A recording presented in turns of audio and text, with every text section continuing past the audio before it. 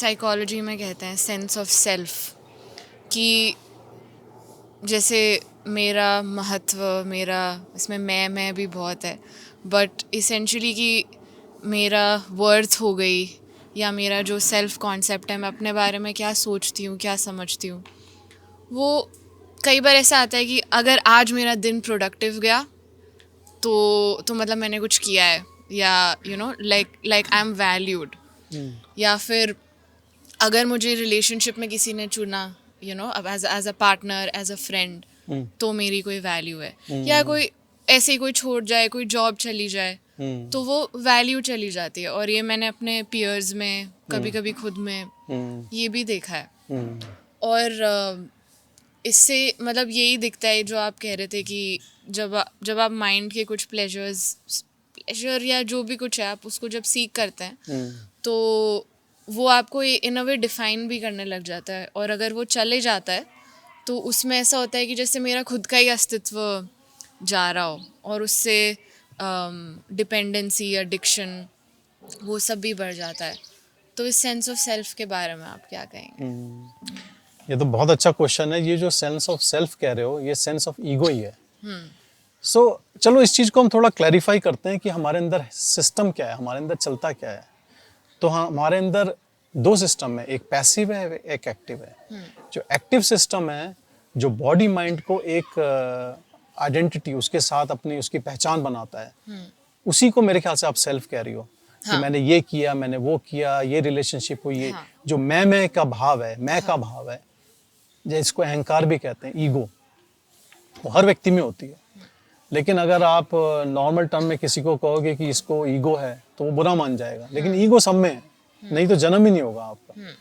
ये जो ईगो है, ये वैलिडेशन देखती है, स्वीकृति लोगों से। कि अगर लोगों ने मुझे चाहा तो इसका मतलब है कि मेरी लाइफ सक्सेसफुल है। जिसको लोग कहते हैं कि सोशल मीडिया पे कुछ डाल दिया, लाइक्स इतने मिल गए, 100 मिल गए, 200 मिल गए, जितने लाइक्स उतनी ज़्यादा खुशी, है ना। तो इसमें हमने अपनी खुशी का बटन लोगों को दे दिया है कि अगर वो वैलिडेट करेंगे तो मैं खुश हूँ, वो वैलिडेट नहीं करेंगे तो मैं नहीं खुश हूँ। लोग मुझे चाहेंगे तो मैं खुश हूँ, लोग मेरे को तिरस्कार करेंगे, लोग मेरे से नहीं दोस्ती करेंगे तो मैं नहीं खुश हूँ।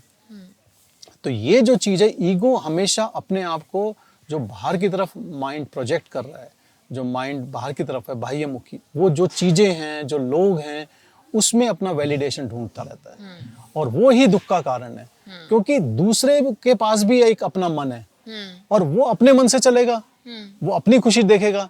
अगर उसकी खुशी में अगर आप नहीं हो तो आपको धक्का मार देगा, आगे निकल जाएगा, और आप वहीं रोते रह जाओगे कि यार अभी तो दोस्ती की थी, अभी तो रिलेशनशिप थी, और अब ये आदमी तो आगे निकल गया। और आपकी जो सफरिंग है वो इसलिए क्योंकि आपने एक्सपेक्टेशन उस चीज से करी जिसका अपना मन है, जो अपने को खुश रखने में लगा हुआ है। तो ईगो या जो सेल्फ आप कह रहे हो, ये self is selfishness. Right. This self, जो सेल्फिश वर्ड है, मुझे तो लगता है वो इसी सेल्फ से आया है, क्योंकि ये केवल इस माइंड बॉडी का सोचता है। तो ये एक ऐसी एंटिटी है, माइंड बॉडी, जिसकी आइडेंटिटी ही उसका अपना नाश करती है, अपनी सफरिंग करती है। क्योंकि वैसे तो हर आदमी खुशी बाहर देखेगा, कुछ मिलेगा कुछ नहीं मिलेगा। जैसे मैंने पहले कहा कि ये प्रारब्ध कर्मों का फल है, कुछ मिलेगा और कुछ नहीं मिलेगा। अगर आप चाहोगे कि मेरे को ये मिले और वो मिल गया, तो वो आपके कर्मों में था, और जब चाहा और नहीं मिला तो आपके कर्मों में था ही नहीं। तो बेस्ट इज कि जो भी हो रहा है उसको देखो, उसका साक्षी भाव रखो। सो अब मैं दूसरी चीज पर आऊंगा, जिसको मैं कह रहा था पैसिव, जो हमारे अंदर है। जो पैसिव हमारे अंदर है वो आत्मन है, वो रियल सेल्फ है, वो ट्रू सेल्फ है। वो केवल दृष्टा है, वो देखता है चीजों को, और जैसा भी जो है उसमें उसकी पूरी स्वीकृति है, एक्सेप्टेंस है। तो और उसके साथ उसकी एक्सपेक्टेशन है ही नहीं किसी चीज के लिए, क्योंकि उसको ये भी समझ में आता है कि जैसे ये फॉर्म जिसको आज की डेट में बोलने में यूज कर रहा हूँ, खा रहा हूँ, पी रहा हूँ, देख रहा हूँ, ये आई है मेरे ऊपर और एक दिन चली जाएगी। ना तो मैं ये कभी रहूंगा परमानेंट, और ना मैं आज ये परमानेंट हूँ। जैसे समझ लीजिए कि आपके पास एक मोबाइल फोन है, आप तो मोबाइल फोन नहीं है ना, आप यूज करते हो, उसमें स्मार्ट, उसमें जो भी हैं चीजें हैं वो आप यूज करते हो, लेकिन आप यही सोचने लगाओ कि मैं ही स्मार्टफोन हूँ ये, तो ये आपकी गलती है ना, वो कल को खराब भी हो जाएगा। या आपकी कार है या वस्त्र है, तो वेदांत में तो कहा ये शरीर एक तरह से हमारे क्लोथिंग है, खराब हो गई, पुरानी हो गई, डिस्कार्ड हो जाती है, नई मिल जाती, लेकिन नई उसी को मिलती है या उसको चाहिए जिसको ये चाहिए। जब आपके अंदर समभाव है, आपको कुछ चाहिए ही नहीं, आपको किसी से कुछ लेना देना ही नहीं, चीज़ें फिर भी आएंगी, उनका उपयोग करोगे आप, लेकिन आपका कहीं से कोई अटैचमेंट नहीं है।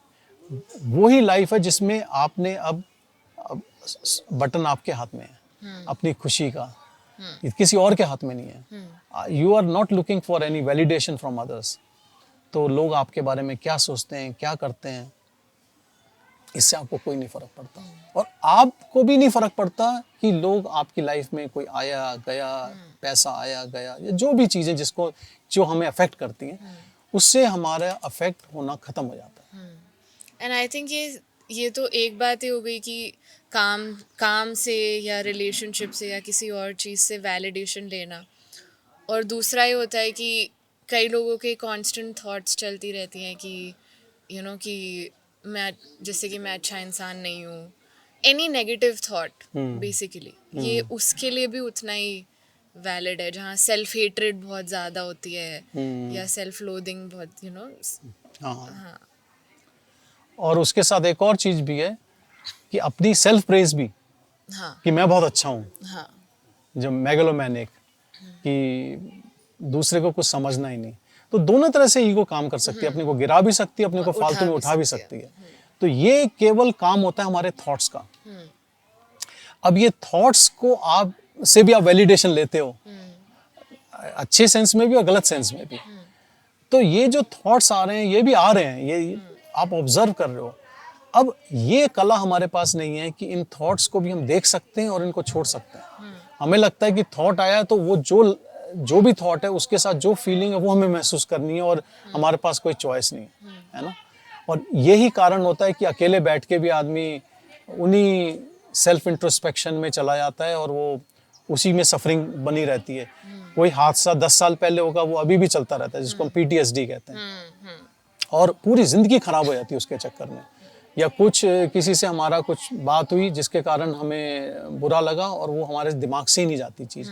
रात को भी उठ के हम उसी के बारे में सोच लेते हैं, जबकि सब कुछ ठीक है, बेड भी अच्छा है, सपने में भी वही आ रहा है, सपने में भी वही आ रहा है, क्योंकि हमने उन थॉट्स को रियल माना है। क्योंकि वो तो थॉट्स हैं, वो चीज़ अगर हुई भी है तो वो कभी पास्ट में हुई है, पास्ट तो कोई रियल है ही नहीं, जो हुआ वो तो अब होगा भी नहीं, फ्यूचर किसी ने देखा नहीं, हमारे पास केवल प्रेजेंट है।